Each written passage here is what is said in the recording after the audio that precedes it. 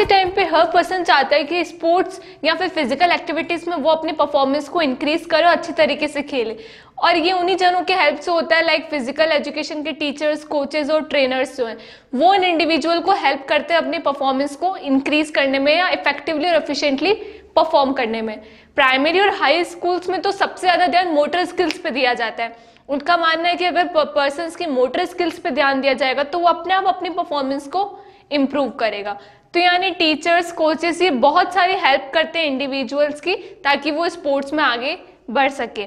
लेकिन इन्हीं सब चीजों के लिए एक वर्ड यूज आता है, बायोमैकेनिज्म एंड काइनियोलॉजी। ये दोनों वर्ड्स ऐसे हैं जो कि इन स्पोर्ट्स में अपनी परफॉर्मेंस को इंक्रीज करने के लिए काम आते हैं। बायोमैकेनिज्म का मतलब देखें तो वो दो पार्ट्स में डिवाइडेड है। एक्चुअली इसे फिजिकल एजुकेशन का सब डिसिप्लिन कहा जाता है कि दो पार्ट्स में ऐसे डिवाइडेड है कि बायो और मैकेनिज्म। ये ग्रीक वर्ड है। अगर बायो का मतलब देखें तो लाइफ और लिविंग थिंग, और मैकेनिक्स का मतलब देखें तो field of the physical education या फिर forces that act on a body in a motion. Ultimately ये बॉडी पे कैसे फोर्स और मोशन अप्लाई होता है उसके लिए काम में आता है। ये बताता है कि जब कोई पर्सन रनिंग या जंपिंग या स्पोर्ट्स एक्टिविटीज में पार्ट लेता है तो उसमें किस तरीके से फोर्सेस होते हैं, किस तरीके के प्रेशर्स होते हैं और कैसा मोशन काम आता है, उस चीज के लिए ये चैप्टर है। तो ये चैप्टर यही है हमारा, kinesiology, biomechanism and sports. First topic है हमारा introduction to the axis and planes. Planes and axis होता क्या है? प्लेन मीन्स एक ऐसा इमेजनरी और एक ऐसा फ्लैट सरफेस जिस पे कोई भी मूवमेंट हो सकता है या जो कि बॉडी या ऑर्गन के किसी भी पार्ट्स के थ्रू पास आउट होता है। प्लेन भी तीन तरीके के होते हैं, वन बाय वन हम हर प्लेन को समझेंगे। नंबर वन है सैगिटल प्लेन। सैगिटल प्लेन एक ऐसा वर्टिकल प्लेन होता है जो बॉडी को दो पार्ट्स में डिवाइड करता है। अब वो दो पार्ट्स होते हैं लेफ्ट और राइट पार्ट। क्योंकि ये दो पार्ट्स में डिवाइड करता है वो भी लेफ्ट एंड राइट में, इसलिए इसे मेडियल प्लेन भी कहा जाता है। जैसे मान लीजिए ये हमारी बॉडी है, अगर इसको इस तरीके से डिवाइड किया जाए यानी लेफ्ट पोर्शन अलग राइट पोर्शन अलग, तब उसे कहेंगे सैगिटल प्लेन। इन मूवमेंट्स में जो एक्टिविटीज इन्वॉल्व होती है वो होती है लॉन्ग रनिंग और लॉन्ग जंपिंग। सेकेंड प्लेन आता है फ्रंटल प्लेन। नेम से पता चल रहा है फ्रंट और बैक साइड, यानी ये भी एक वर्टिकल प्लेन होता है जो बॉडी को दो पार्ट्स में डिवाइड करता है, लेकिन वो दो पार्ट्स लेफ्ट और राइट नहीं, फ्रंट और बैक होते हैं। इसी का एग्जांपल लेंगे कि अगर बॉडी को इस तरीके से डिवाइड किया जाए यानी फ्रंट पोर्शन अलग और बैक पोर्शन अलग, तब उसे कहेंगे फ्रंटल प्लेन। और इन मूवमेंट्स में जो एक्टिविटीज होती है वो होती है cart wheeling and etcetera. Third और लास्ट प्लेन हमारा होता है ट्रांसवर्स या फिर हॉरिजेंटल प्लेन। अब ये वर्टिकल नहीं, हॉरिजेंटल प्लेन है जो बॉडी को दो सेक्शंस में डिवाइड करता है, अपर और लोअर या फिर टॉप और बॉटम भी कह सकते हैं। यानी इसी को अगर मैं इस तरीके से डिवाइड करूं, अपर और लोअर बॉटम अलग अलग, तब उसे कहेंगे हॉरिजेंटल प्लेन। और इन मूवमेंट्स की एक्टिविटीज होती है आइस स्केटिंग, टेनिस प्ले करना और ये सारी चीजें। इसके बाद आता है एक्सिस। प्लेन एक इमेजनरी और फ्लैट सरफेस होता है, लेकिन एक्सिस एक इमेजनरी लाइन होती है जो कि हमारी बॉडी के जॉइंट्स के थ्रू पास आउट होती है या जिसपे कोई भी ऑब्जेक्ट रोटेट कर सकता है। ये प्लेन्स के 90 डिग्री के रोटेशन में बनती है। जैसे एक्सिस भी 3 टाइप्स की होती है। फर्स्ट है सैगिटल एक्सिस। फ्रंटल प्लेन से जो एक्सिस पास होती है उसे सैगिटल एक्सिस कहते हैं। फ्रंटल प्लेन क्या था? बॉडी को दो पार्ट्स में डिवाइड करना, फ्रंट एंड बैक। यानी सैगिटल एक्सिस कहाँ से पास आउट होती है? हमारे फ्रंट एंड बैक साइड से, पोस्टीरियर टू एंटीरियर साइड से। इसमें दो चीज़ों का इंटरसेक्शन होना बहुत ज़रूरी है, एक तो सैगिटल प्लेन और एक ट्रांसवर्स प्लेन का। जब सैगिटल प्लेन और ट्रांसवर्स प्लेन का इंटरसेक्शन होता है तब जाके बनता है सैगिटल एक्सिस। और दूसरे वर्ड्स में देखें तो फ्रंटल प्लेन पे अगर 90 डिग्री का रोटेशन बनता है तो उसे कहा जाता है सैगिटल एक्सिस। सेकेंड है हमारी फ्रंटल एक्सिस। सैगिटल प्लेन पे जो 90 डिग्री का रोटेशन बनता है उसे कहते हैं हम फ्रंटल एक्सिस, यानी फ्रंटल एक्सिस पास होती है लेफ्ट और राइट से। थर्ड और लास्ट होता है हमारा ट्रांसवर्स या फिर horizontal axis. Vertical plane, vertical plane से जो एक्सिस पास आउट होती है यानी टॉप एंड बॉटम, अपर और लोअर से, उसे कहा जाता है हॉरिजेंटल एक्सिस। नेक्स्ट टॉपिक है टाइप्स ऑफ मूवमेंट्स। मूवमेंट्स 4 तरीके के होते हैं, वन बाय वन हम हर मूवमेंट्स को समझते हैं। फर्स्ट है फ्लेक्शन। जब भी हम हमारे जॉइंट से किसी भी बॉडी पार्ट को अंदर की तरफ लाते हैं तो उसे कहते हैं फ्लेक्शन, यानी एंगल फ्लेक्शन में डिक्रीज होता है। जैसे एग्जांपल के लिए मान लीजिए ये हमारा जॉइंट है, अगर इससे हम हमारी बॉडी पार्ट को अंदर की तरफ ला रहे हैं तो एंगल रिड्यूस हो रहा है, उसे कहेंगे फ्लेक्शन। लेकिन इसका जस्ट अपोजिट होता है एक्सटेंशन, जब हम इस एंगल को एक्सटेंड करेंगे उसे कहेंगे एक्सटेंशन, यानी फ्लेक्शन और एक्सटेंशन एक दूसरे के अपोजिट है। थर्ड बात करते हैं एब्डक्शन की। जब हम हमारी मिड लाइन से किसी भी बॉडी पार्ट को बाहर की तरफ ले जाते हैं तो उसे कहते हैं एब्डक्शन। अब मिड लाइन क्या होता है? मिड लाइन वो लाइन होती है जो हमारी बॉडी के बीचों बीच पास आउट होती है। जैसे एग्जाम्पल के लिए देखें तो ये जब अगर हाथ में ऊपर उठा रही हूँ तो इससे हमारी मिड लाइन से 90 डिग्री का एंगल बन रहा है, उसे ही कहेंगे एब्डक्शन। लेकिन जैसे ये एंगल रिड्यूस हो जाएगा उसे उसका जस्ट अपोजिट एडक्शन कहेंगे। यानी फ्लेक्शन और एक्सटेंशन अलग अलग होते हैं, अपोजिट्स होते हैं, और वहीं एब्डक्शन और एडक्शन भी एक दूसरे के अपोजिट होते हैं। अब बात करते हैं major muscles involved in running, jumping and throwing. सबसे पहले बात करेंगे रनिंग में कौन कौन सी मसल्स इन्वॉल्व्ड है। फर्स्ट है ग्लूट्स। ग्लूट्स ऐसी मसल्स होती है जो हिप एंड लेग एरिया को स्टेबलाइज करती है, बॉडी को एक्स्ट्रा स्ट्रेंथ प्रोवाइड करती है और बॉडी को सपोर्ट करती है हैमस्ट्रिंग मसल्स के साथ काम करने में। हैमस्ट्रिंग मसल्स वो मसल्स होती है जो लेग साइड्स होती है। सेकंड है क्वाड। क्वाड बॉडी को आगे बढ़ने में हेल्प करती है, यानी लेग्स को पीछे की तरफ नहीं आगे स्ट्रेटन करती है ताकि जो ग्राउंड का सरफेस है उससे अच्छा कांटेक्ट हो सके। थर्ड है काफ्स। काफ्स यूजुअली एक स्प्रिंग मसल्स होती है, यानी रनिंग के टाइम हमें इसमें शॉक एब्जॉर्बर्स दिखते हैं। जैसे कि आपने अपनी बाइसाइकिल्स या बाइक्स में देखा होगा कि साइड में शॉक एब्जॉर्बर्स होते हैं, जो गड्ढे जब आते हैं उनसे वो हमको प्रोटेक्ट करते हैं। फोर्थ है हैमस्ट्रिंग मसल्स। हैमस्ट्रिंग मसल्स मैंने आपको बताया कि लेग साइड होती है, यानी थाई एरिया की साइड्स होती है। ये मसल्स आगे प्रोपेल करने में काम आती है, आगे स्ट्रेंथ करने में काम आती है। नेक्स्ट आती है कोर मसल्स। कोर मसल्स हमारे बॉडी के पोस्चर को मेंटेन करने में काम आती है। रनिंग में बहुत ज़्यादा इंपॉर्टेंट है क्योंकि हमारे एक पोस्चर को करेक्ट प्रपोर्शन में मेंटेन करती है। और लास्ट मसल्स आती है इसमें बाइसेप्स। बाइसेप्स जो बेंट आर्म को मेंटेन करता है, स्विमिंग में आर्म का जो यूज आता है उस चीज को भी मेंटेन करता है, यानी ये भी अल्टीमेटली रनिंग के लिए ही काम आती है। रनिंग के बाद आता है major muscles involve in jumping.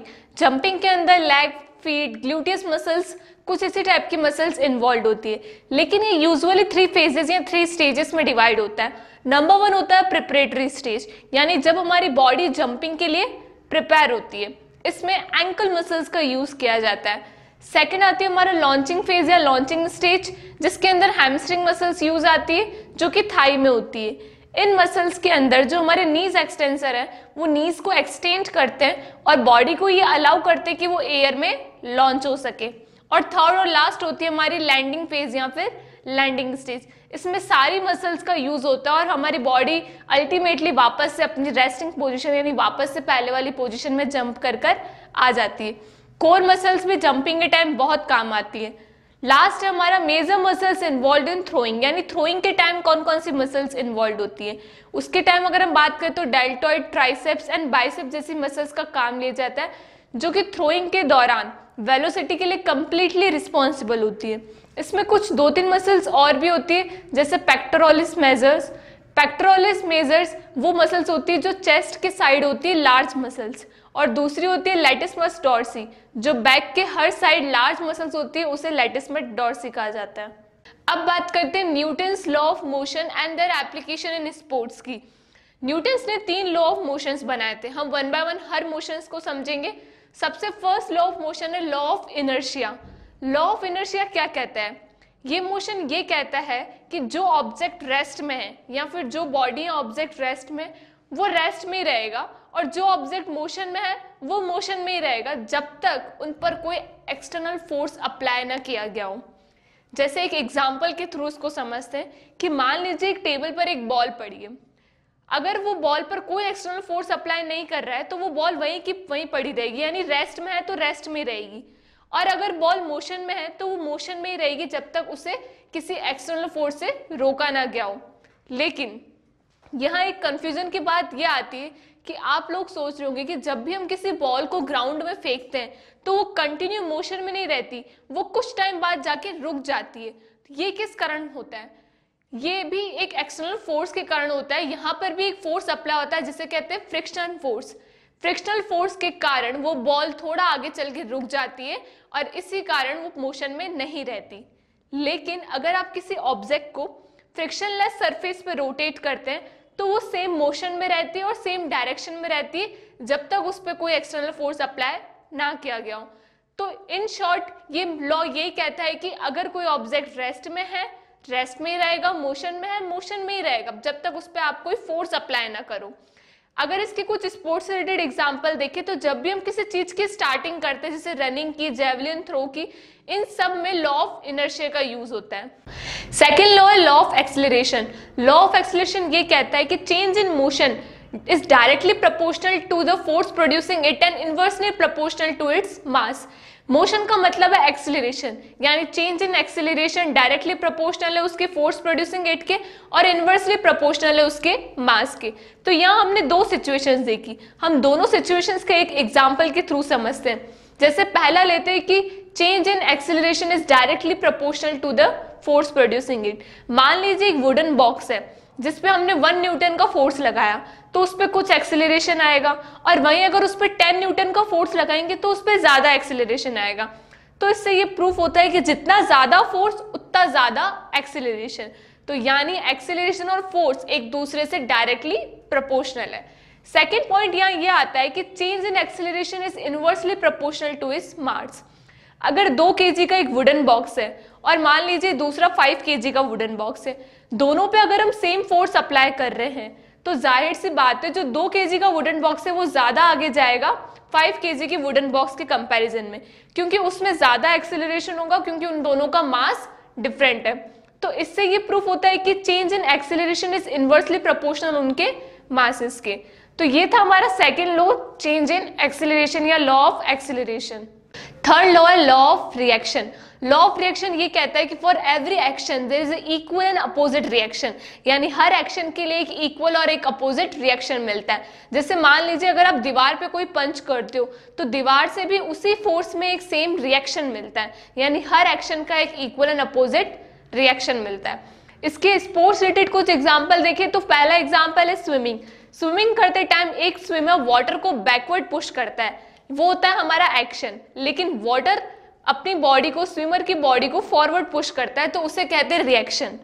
Second example अगर देखें तो वॉकिंग का, जब हम वॉक करते हैं तो हम ग्राउंड को बैकवर्ड साइड पुश करते हैं, बैकवर्ड साइड प्रेस करते हैं, लेकिन ग्राउंड हमें आगे की तरफ फॉरवर्ड पुश करता है। थर्ड एग्जाम्पल हम ले सकते हैं शूटिंग का। शूटिंग करते टाइम जब हम गन चलाते हैं तो जो गन चलाते हैं वो आगे की तरफ फॉरवर्ड होती है, लेकिन गन को प्रेस करते टाइम हमें बैक साइड का मूवमेंट लेना पड़ता है। इसका कहते हैं कि एवरी एक्शन के साथ साथ एक इक्वल एंड अपोजिट रिएक्शन मिलता है।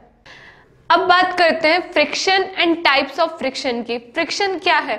फ्रिक्शन में बेसिकली एक फोर्स होता है जो दो सरफेस के बीच में एक्ट करता है, और जब एक बॉडी दूसरी बॉडी पे मूव करने की कोशिश करती है तो ये फोर्स उस मोशन को अपोज करता है। जैसे एग्जाम्पल के लिए हम समझे तो अगर आप कोई बॉल फेंकते हो ग्राउंड पे, अगर हम बॉल या हॉकी बॉल या कोई सी भी बॉल अगर ग्राउंड पे फेंकते हैं तो वो कुछ टाइम तक तो ग्राउंड पे जाएगी, लेकिन धीरे धीरे उसकी स्पीड कम होगी और वो रुक जाएगी।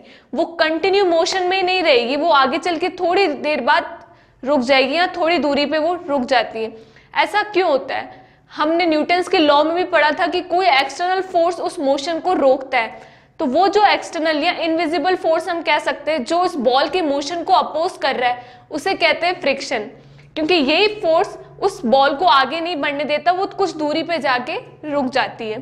तो ये था फ्रिक्शन। अब फ्रिक्शन के टाइप्स कौन कौन से होते हैं? फ्रिक्शन 3 तरीके के होते हैं, वन बाय वन हम हर फ्रिक्शन को समझते हैं। सबसे फर्स्ट है स्टैटिक फ्रिक्शन। ये भी एक अपोजिंग फोर्स है जो दो बॉडीज के बीच में होता है। ये फोर्स दो बॉडीज जब कांटेक्ट में आती है तब होता है, और या फिर एक बॉडी दूसरी बॉडी पे मूव करने की कोशिश करती है तो ये फोर्स उस मोशन को अपोज करता है। एक्चुअली में वो बॉडी मूव होती ही नहीं है।